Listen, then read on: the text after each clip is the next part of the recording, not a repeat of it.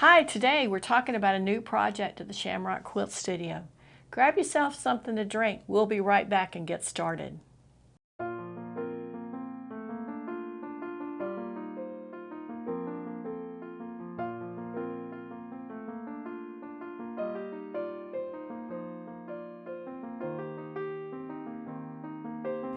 And welcome back to the Shamrock Quilt Studio.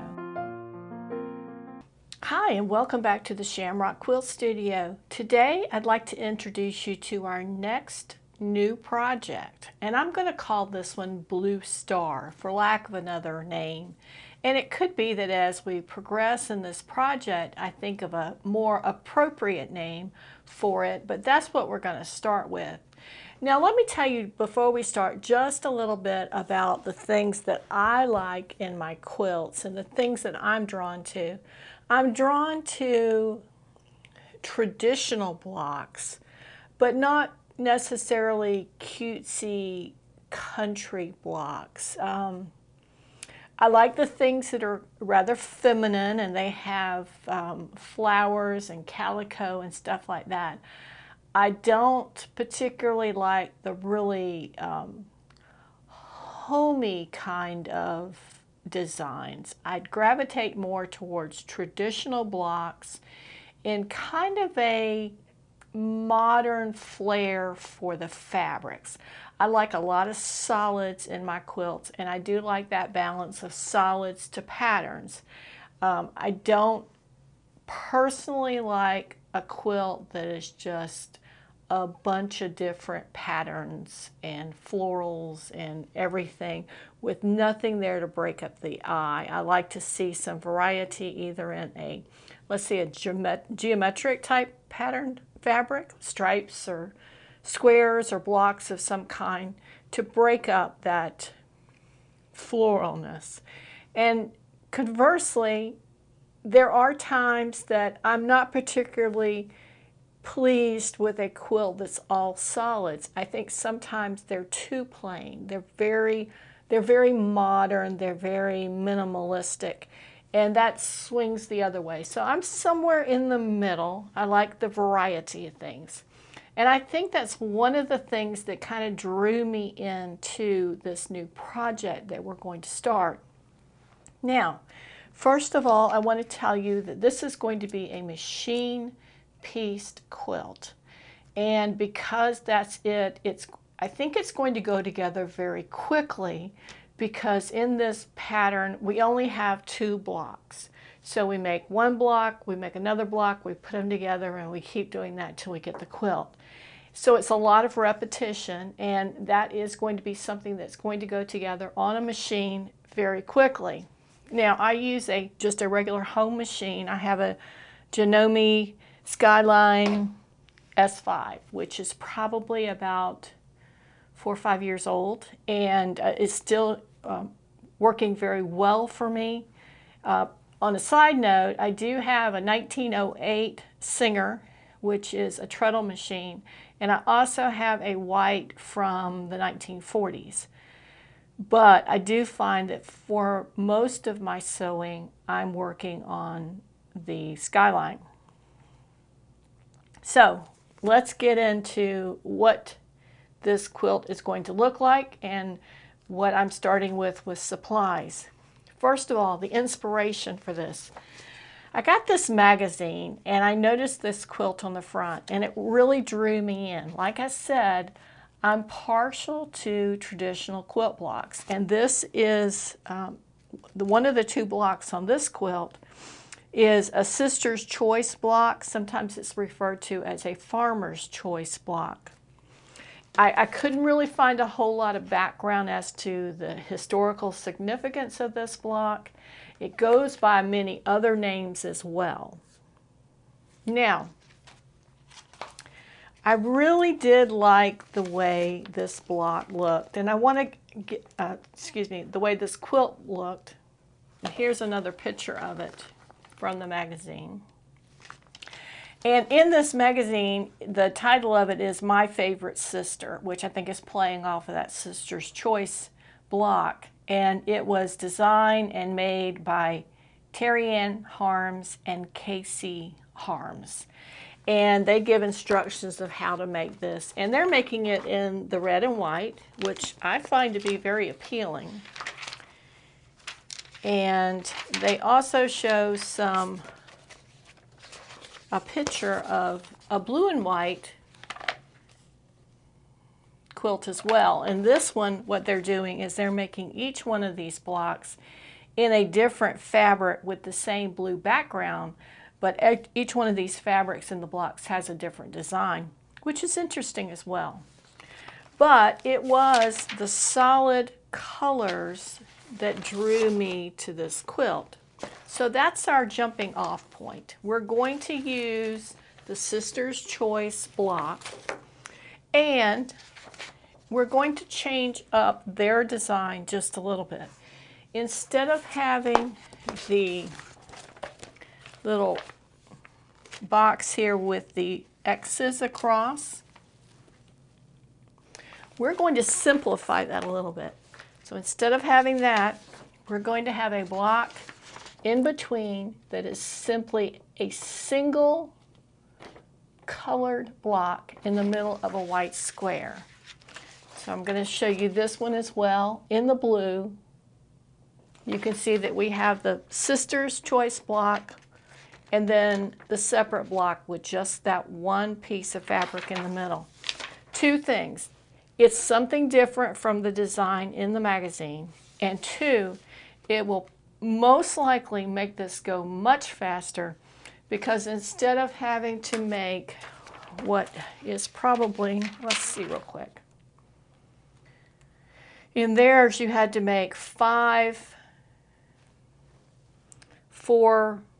square blocks and assemble that with a bunch of other blocks, 12 other blocks to get their design. So we're going to extremely simplify that other block. We're going to make the Sister's Choice block the star of the show, and this will allow us to move through this really quickly. I think on some of the other videos I mentioned that I wanted something that stretched out the topics that we're covering on the channel. So we're going to incorporate the machine piecing. We're going to do a little bit of strip piecing in this design to make these blocks.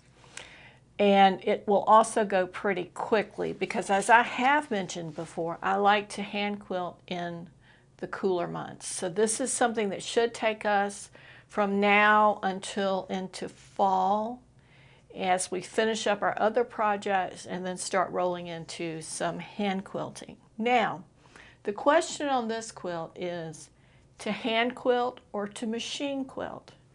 And because it's being constructed by machine, my inclination is to machine quilt it. I'm not a huge fan of that, and I'll tell you the main reason is because I use a domestic machine, and it is hard, I think, to machine quilt on a domestic machine. The throat on my machine, I'm going to give you some accurate numbers here. It looks like it's 8.5 inches. So this quilt, the way that they constructed it, was 70 by 70. So you can imagine trying to get a 70 by 70 quilt into a 8.5 inch throat machine. But I think what we'll do is we'll just kind of hold off on a final decision on that and decide when we get to it. It would be nice to machine quilt it, because then we can have something complete and done and ready to use. Now, the other caveat that I'm going to put on this is, while I like this design, which is a 5 square by 5 square, I may elect, as we move into this, to make it a smaller quilt, because I have toyed with the concept of hanging it on the wall. To be able to do that, I'm going to have to change it into most likely a 3 block by 5 block, or maybe a 3 block by 4 block, which means it would come together much more quickly. as far as instruction to you or sew along to you, the only difference is if I go with the smaller size, you just keep going, or do the smaller size, whichever you prefer.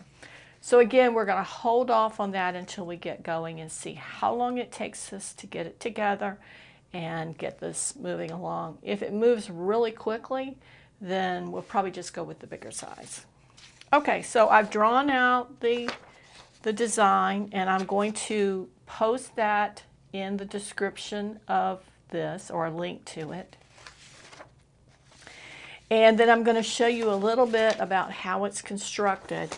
And we're going to talk about that more on our next video. But today I wanted to show you what fabrics I'm using. I went to Joann's, and this has probably been about a week ago at this point. And they were running a great sale on their So Classic fabrics. So I went with a plain white for the background. A crisp white is my most favorite background for a quilt, with a light gray being the second most favorite. And for the star of the show, instead of the red that we saw in the magazine, I decided to go with a bright, what did they call it? Dark royal blue. It's not a navy and it's not a bright blue, but it's somewhere in between. And it just happened that I had thread in my stash to match it. Now, it may not be enough, but I think it's enough to get us started. So this is going to be our color palette for the new quilt. Now you ask me, I'm sure, I love the red. Why didn't you do the red? Well, the real reason I didn't do the red is because I have a red and green applique quilt that is one of my favorite, and I use it a lot. So I wanted something different. If I had not had that, I would have gone with the red. The other reason is red bleeds really, really bad. So we're going to try a different color and see if we have that same issue with the red. Now, where do we go from here? My job this next week is to get this video up so you can see it.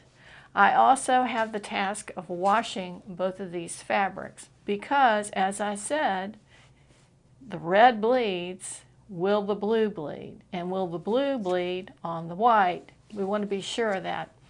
That's something I typically do not do. I usually just kind of wing it and take the chance, because most of my quilts that I make, they're used around the house. So this time I'm going to do something a little bit different, and we're going to pre-wash this fabric, which means that, how much did I get? The 5 yards, this 5-yard piece of fabric, I am going to wash and dry and then starch, because we're going to be cutting strips. And like I said, I usually don't pre-wash for cutting strips because I like the firmness of the fabric. But we're going to do that this time and see, because I want to see what the difference is. How does pre-washing affect strip sewing? If you're going to experience, I want to experience it too. So if I make a change in how I do this, I'm able to share that with you. They also had my favorite quilting thread on sale when I was there. So I picked up 5 more yards of white. My theory is you can never have enough. So that was on, its usual price is 99 cents, and it was on sale. I think it was buy 3, get 2 maybe. So they ended up being like 40 cents a spool. And I just, you can't buy it for 40 cents a spool anywhere else, any kind of thread. And since it's my favorite, why not? Okay, I think that's all for today. I will link my drawings of this into the description below, and I will also give you the link for this, or the credit for this magazine and the designers of this pattern in the description below, but keep in mind that the busy star shape here is a sister's choice. So you may want to try to get a copy of this magazine. I don't know if it's available digitally or not. This was an issue from the winter of 2021 that I just happened to find in my stack of magazines. So you may be able to find it, you may not be able to find it, but I don't think you have to have it to progress with our project because it is a standard traditional quilt block. And we are changing the other portion, which was the portion of this quilt that they designed. So we wanted to give them a little credit for the inspiration, but we're moving forward with this quilt with a traditional block.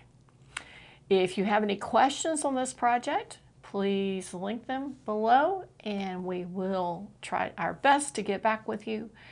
And in the meantime, be sure to like us and subscribe to our channel so you'll see all the videos on this project as it goes along. For now, have a great day and we'll see you next time in the Shamrock Quilt Studio.